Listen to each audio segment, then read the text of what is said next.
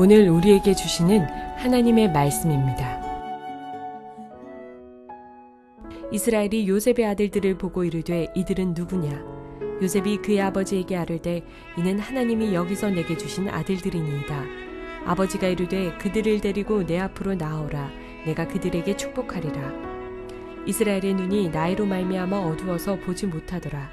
요셉이 두 아들을 이끌어 아버지 앞으로 나아가니 이스라엘이 그들에게 입맞추고 그들을 안고 요셉에게 이르되 내가 내 얼굴을 보리라고는 생각하지 못하였더니 하나님이 내게 내 자손까지도 보게 하셨도다.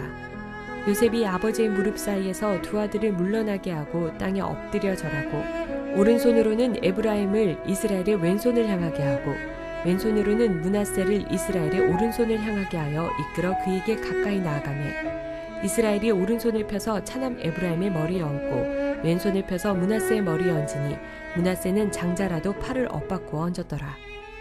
그가 요셉을 위하여 축복하여 이르되 내 조부 아브라함과 아버지 이삭이 섬기던 하나님, 나와 출생으로부터 지금까지 나를 기르신 하나님, 나를 모든 환난에서 건지신 여호와의 사자께서 이 아이들에게 복을 주시오며 이들로 내 이름과 내 조상 아브라함과 이삭의 이름으로 칭하게 하시오며 이들이 세상에서 번식되게 하시기를 원하나이다.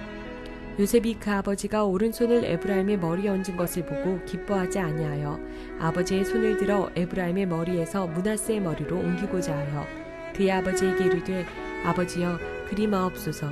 이는 장자이니 오른손을 그의 머리에 얹으소서 하였으나 그의 아버지가 허락하지 아니하며 이르되 나도 안다. 내 아들아 나도 안다.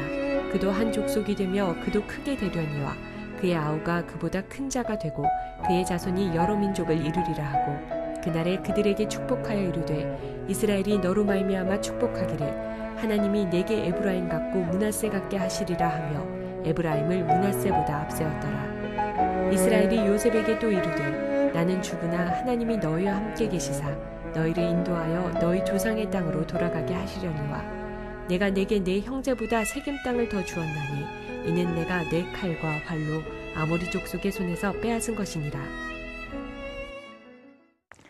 사랑하는 성도 여러분, 평안하셨습니까? 오늘도 주님께서 주시는 말씀을 통하여 은혜로운 하루를 살아가시기 바랍니다. 오늘 우리에게 주실 하나님의 말씀은 창세기 48장 8절에서 22절 말씀입니다. 야곱이 에브라임과 므낫세를 축복한 이후 요셉에게도 축복을 해줍니다. 그런데 그 축복의 내용을 들어보십시오. 우리가 생각하듯이 이 땅을 살아가면서 우리가 필요로 하고 우리가 요구하는 일반적인 것들에 대한 내용이 아닙니다.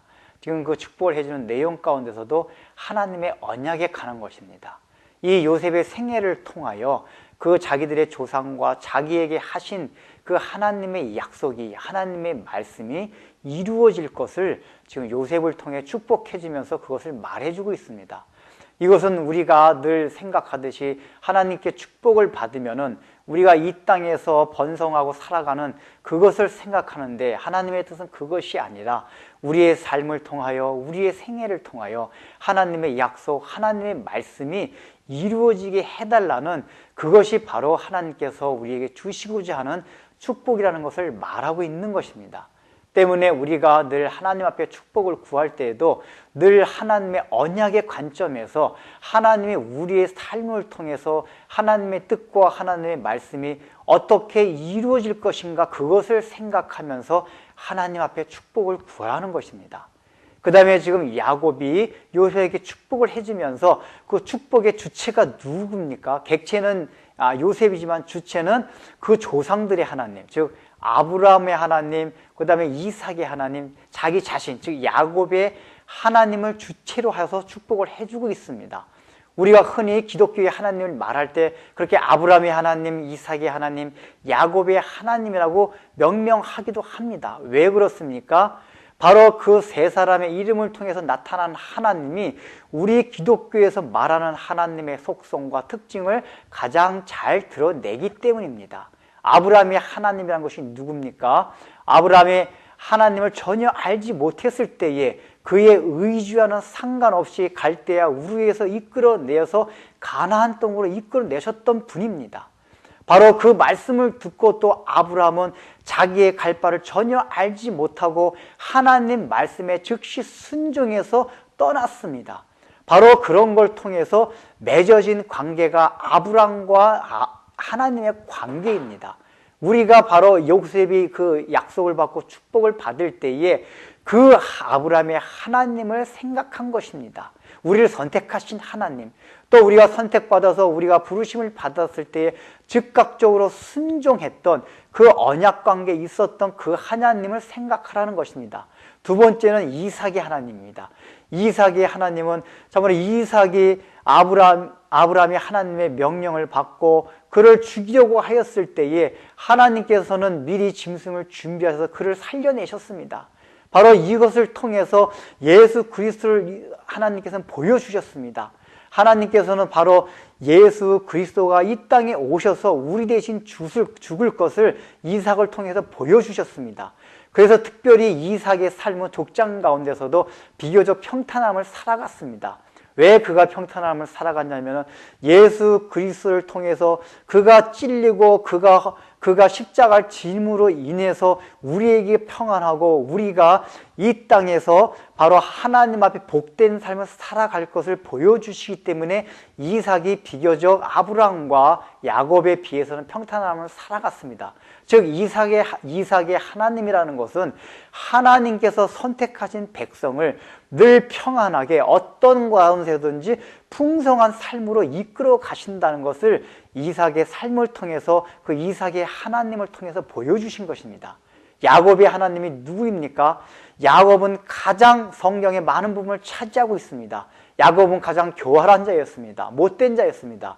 그렇게 못됐기 때문에 그를 바로 지금 이 순간 하나님을 절대적으로 의지하고 이 영관이 밝아서 하나님의 뜻이 무엇인지를 확실하게 알게 되는 이렇게 장성한 분량에까지 이르기까지 하나님께서 그를 고난을 주시고 채찍질하시고 끝까지 인도해 오신 그 하나님을 말합니다.